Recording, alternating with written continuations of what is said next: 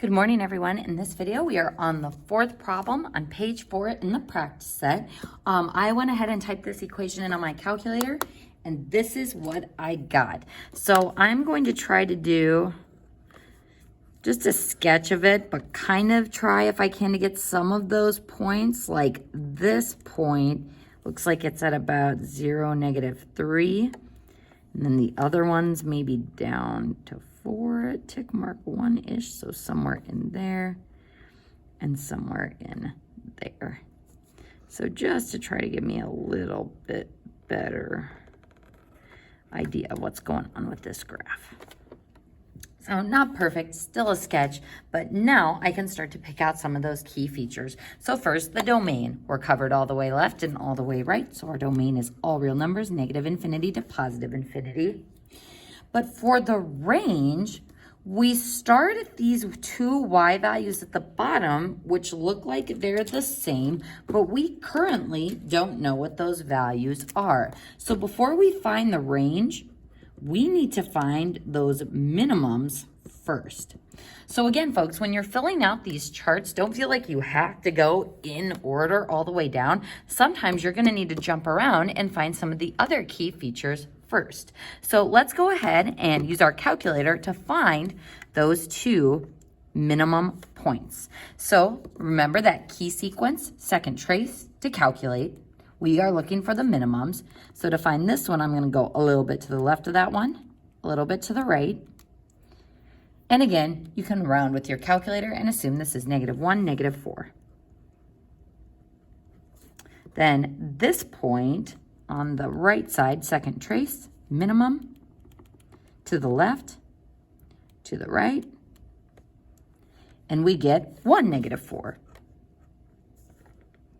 Oop, 1 +4, not -4 again. Woof. So 1 +4. No, it is -4. Oh, geez. So +1, -4. So this is interesting because I have two minimum locations, but they only have the y value of -4. So how I can state this is that it has an absolute minimum of y equals -4. It's just for the location of that value, it would be at x equals -1 and x equals +1. So this is why it is easier if you only have to state the y value, because I'm really just concerned with how low my graph goes usually, not necessarily the location. So an absolute minimum of y equals -4. So now I have enough information to state my range. My y values start at -4 with a bracket, because those minimums are included, and we extend up to infinity. So there's my range. Now, the other thing that I'm going to need, I'm going to do this while I already have my calculator here, is we're going to need to find that other extrema, which is a relative maximum. So let's go ahead and do second trace, maximum, and go slightly to the left of that, slightly to the right. And notice my calculator says -4, yada, yada, yada, e to the -7. Anytime you see that notation, you can assume that that point is at 0, and then the y value is -3. So that would be our relative max, not an absolute max, because my graph continues to go up, up, up, up, up, higher than that point. So we would have a relative max of y equals -3. And if you wanted to, you could put at the x value 0. Now, I wanted to find that point because your extrema help us with your increasing and decreasing intervals, because the extrema are where your function switches from increasing to decreasing and vice versa. So folks, let's go ahead and start with our increasing intervals, or actually we can just start reading the graph from left to right. So if I start on the left of my graph, it's going down. So this would be a decreasing interval. Then I hit that extrema of -1, -4, and I had that little segment where I am increasing.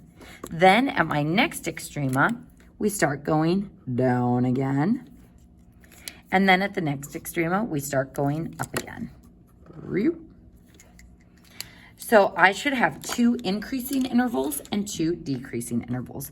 Now remember, it's confusing because my max and mins we express as y values. And we're looking at what my y values are doing, but those intervals we express x value wise. So this interval starts at -1 and ends at 0. So -1 to 0, brackets, because I'm getting those points, are where we are increasing first. Then my next interval starts here at that x value of 1 and goes to infinity. Now for my decreasing intervals, we're decreasing from -infinity to -1. Union. And then our next interval goes from 0 to 1. Both with brackets.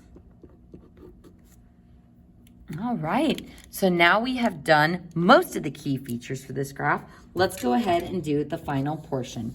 Is this even, odd, or neither symmetry? Folks, go ahead and look at those 2 minimum points. Does it look like if I folded this in half like a heart along the y-axis that it would be symmetric? Sure does. So we would say this has even symmetry, which is across the y-axis. And folks, we could prove that algebraically as well, but if you can visualize it and kind of mathematically prove it with 2 points, that's good enough for this one. Is this function discontinuous? Nope. It's continuous, so we don't have to write anything in that box. Now for the end behavior, as x approaches -infinity, or as we go infinitely to the left, what is my function doing? It is heading up towards infinity. So there's my first end behavior.